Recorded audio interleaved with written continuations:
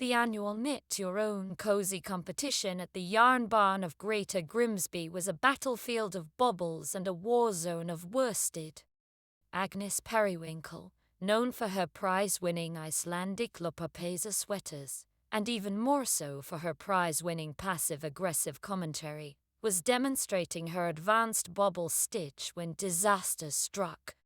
Or, more accurately, when Bartholomew Barty Buttercup, a man whose passion for yarn was only surpassed by his passion for interrupting Agnes, keeled over, a knitting needle protruding from his neck.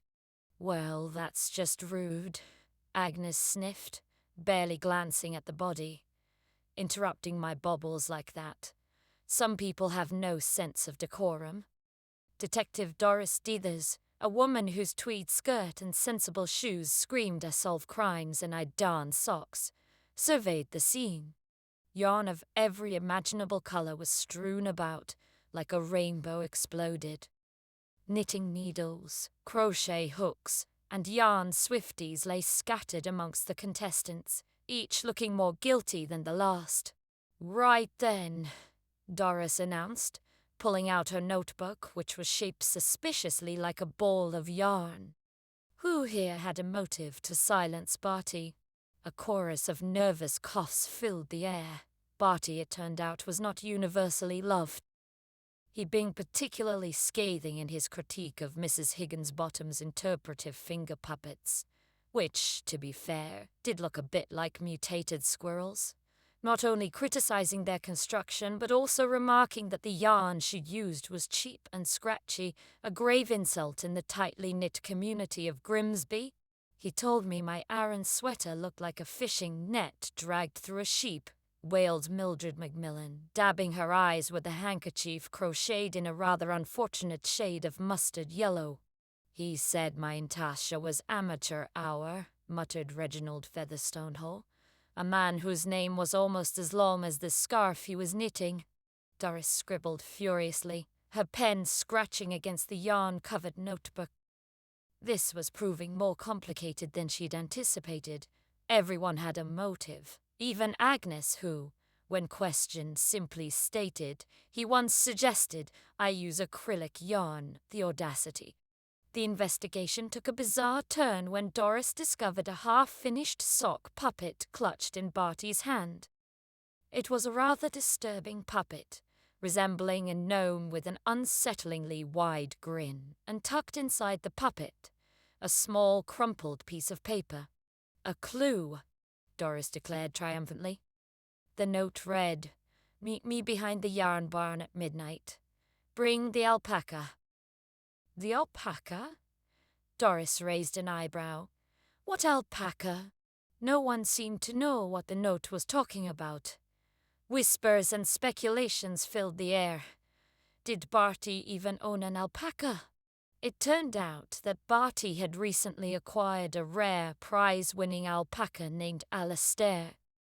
Alastair, apparently, was the source of much envy in the knitting community, his fleece being exceptionally soft and luxurious. Doris, intrigued, decided to follow the instructions in the note, hoping it would lead her to the killer. Midnight arrived, and Doris, armed with a flashlight and a crochet hook for self-defense, staked out the yarn barn. She didn't have to wait long. A shadowy figure emerged, creeping towards the back of the barn. It was Agnes Periwinkle. "Agnes!" Doris exclaimed, shining her flashlight on the startled knitter. "What are you doing here?" Agnes sighed.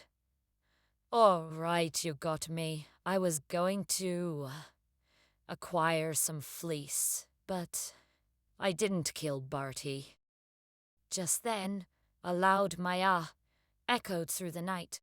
A large, fluffy creature emerged from the shadows, its fleece gleaming in the moonlight. It was an alpaca.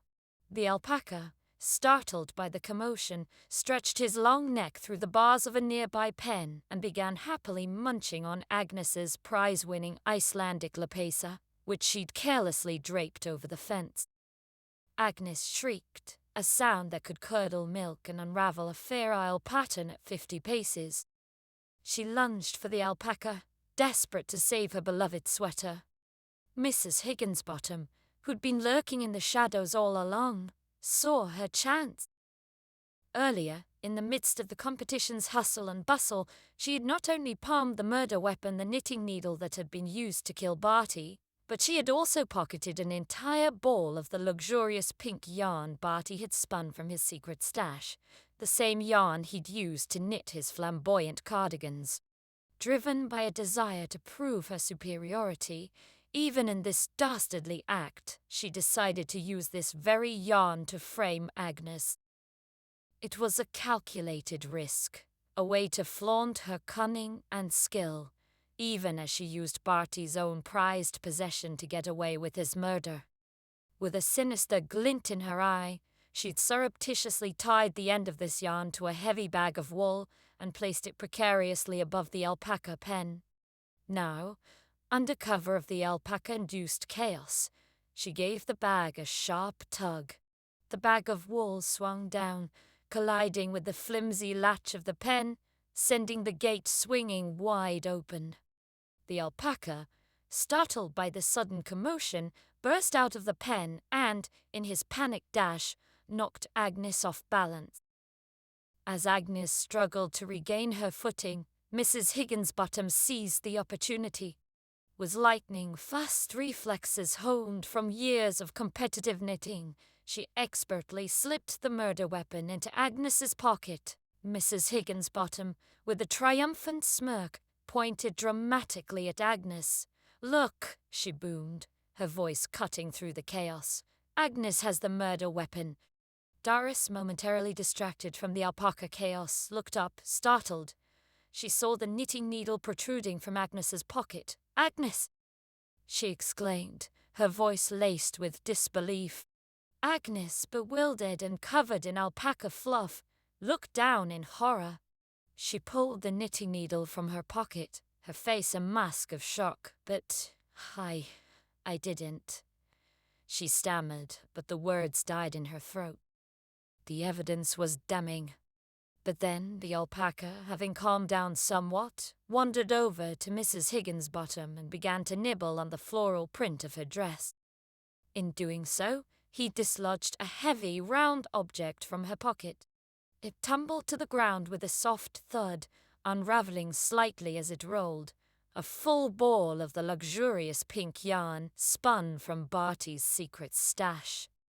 Doris, her eyes widening with realization, picked up the ball of yarn and examined it closely. She looked from the yarn to Mrs. Higginsbottom, whose face had suddenly lost its triumphant glow. "Mrs. Higginsbottom," she said slowly, her voice dangerously quiet. "Care to explain this?" Mrs. Higginsbottom, her carefully constructed facade crumbling, could only stammer, but the finger puppet. The pieces fell into place.